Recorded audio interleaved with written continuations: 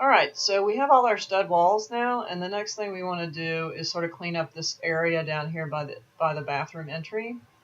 And we want to trim this line out on the exterior and make sure that it connects to this exterior stud wall right here, and that's all one line. So I'm going to use the trim command.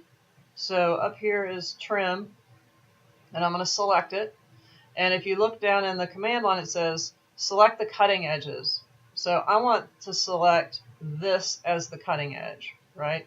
So I'm going to left click on this because I'm going to cut out the line in between the two. So if I left click, it will select that object.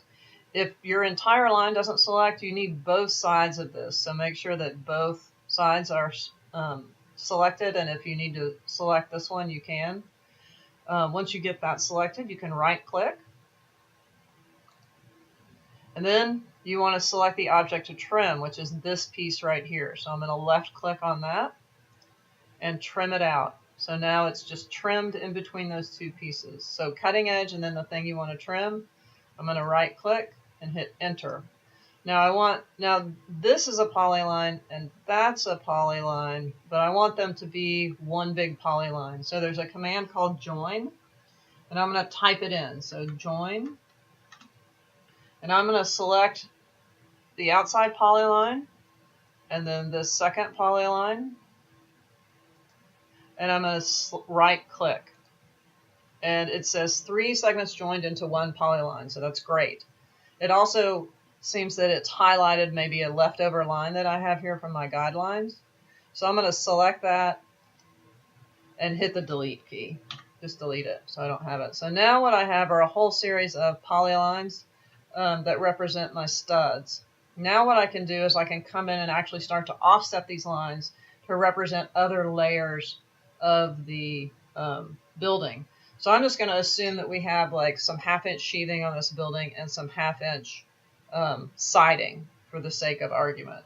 So if I come over, and because this is a polyline, I can use the offset command, and I can offset it 0.5 inches. So I'm just going to say 0.5. And I'm going to select this line and move to the outside and left click. And you're going to see it's going to offset that all the way around 1/2 inch, right?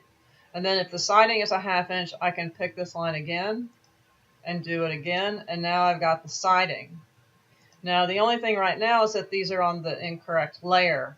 So what I'm going to do is I'm going to pick the sheathing layer. And I'm not sure if I have a sheathing layer, but let's see if I do. If I go down to the layer pull down, there's A-wall stud. And there's A-wall sheathing. So we're going to pick A-wall sheathing. And the A-wall stud and the A-wall sheathing are set not to plot, but they're there so you can dimension to them, right? Because that makes sense. Now the outside of the wall is the siding. So I'm going to pick it. Again, go to the layer pull down here. And I'm going to change it to A-wall EXT for A-wall exterior. Okay. So now I have my exterior wall layers, right? And then the next thing I need are my interior wall layers. So we'll just assume 5/8 drywall for these.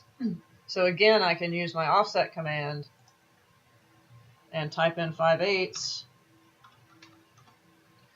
and select each one of these rectangles and offset them, right, by 5/8 of an inch. And then the only thing I'm going to need to do is when I'm done with that, go ahead and get that.